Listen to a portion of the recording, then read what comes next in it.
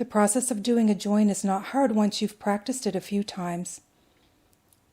Once I get all of this orange section removed, I'll go ahead and rejoin.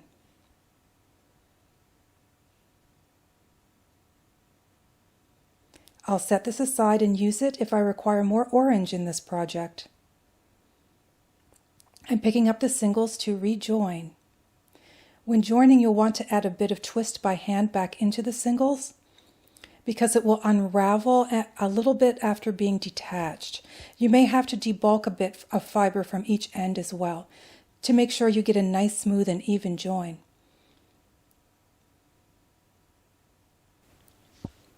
Okay, now to build up some twist before adding in that singles. Remember, twist is the glue that holds your yarn together, and this is no exception with joins. I want a nice tight twist to lock in the join. Where there is a lot of twist built up, I'll pull the two plies apart and place the singles to be added behind the one that was detached earlier. Then I guide smoothly into the yarn using my hands to help redistribute the twist. Sorry, the video isn't great here. There is another example of this coming up from a better angle. There are a few different types of joins that you can do for rejoining your yarn. This is only one style and the one that I like to do, particularly with this kind of yarn and with my e-spinner. It's good to learn more than one for various situations. I've removed another section of color that wasn't matching up well, and this gives me the opportunity to show another angle while doing a join. After moving this section of color to one of the storage bobbins, I get ready to rejoin the singles.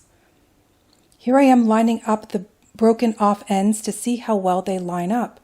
I want them to enter the twist together.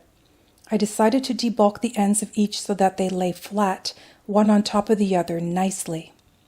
This way it won't make a bulky section in the yarn.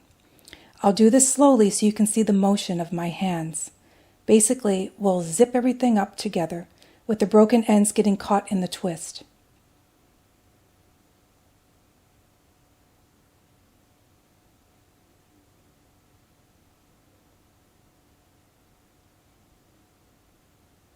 Now I'll turn the speed back up and keep plying. Let's do another join, this time with an example of what to do when it doesn't quite work out. We're getting to the end of this 2-ply yarn, and this will be the last color change out before scanning the yarn on a niddy-noddy. I'm going to do this one at the speed I would typically do a join so you see how quick the motion is. I'll line up those two broken ends to join, zip it up into the twist just like that. The only problem is that I should have debulked both ends because now there is a chunky section in the yarn and therefore a loose join. So I'm going to back that newly joined section out and do a little maneuver to tighten it up. Here's the join and you'll see how bulky and loosely connected it is. So I will add a bit more twist while tugging and straightening out this section. It's still a bit bulkier than I would like, but now it's got enough twist, and I'm fairly confident once this yarn is set, that small bump will be hardly noticeable when dry. It won't deter me from using it anyway.